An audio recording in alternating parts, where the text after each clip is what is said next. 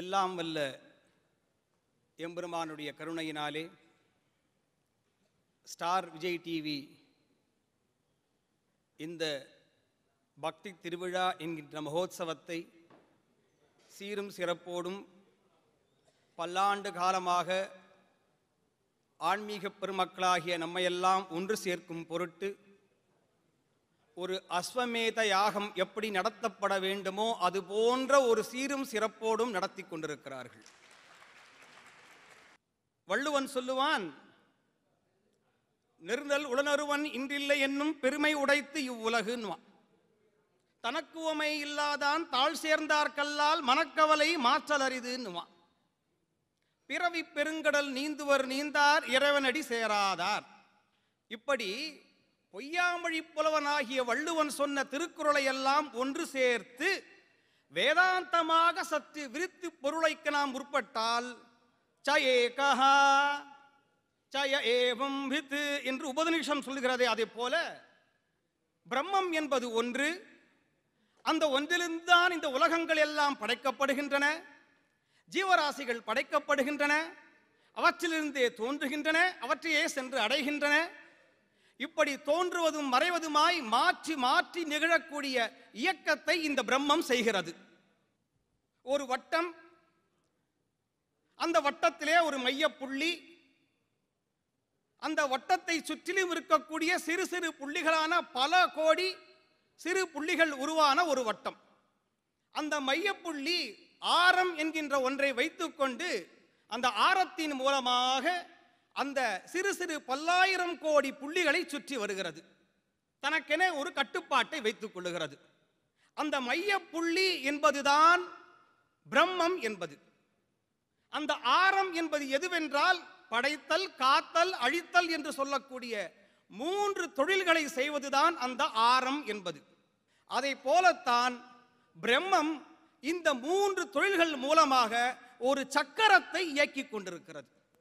இந்த சக்கரத்திற்குத்தான் சுதர்சனம் என்று பெயர்.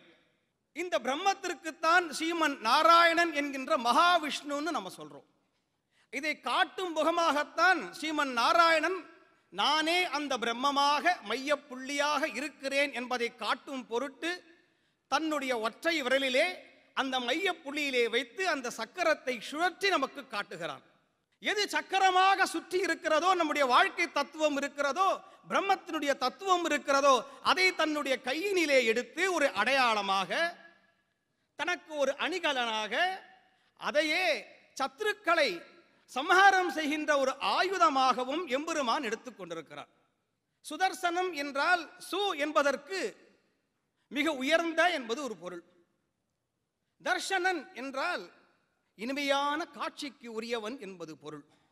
மிக உயர்ந்தது ஒரு காட்சியை அவன் காட்டுவதனாலே அவனுக்கு சுதர்சனன் பேர். அவன் சுயசங்கல்பனாக இருப்பதனாலேயும் அவன் சுயம் அதிகாரியாக இருப்பதனாலேயும் பகவானுக்கு இருக்கக்கூடிய அத்தனை அதிகாரங்களும் சுதர்சனனுக்கு உண்டு.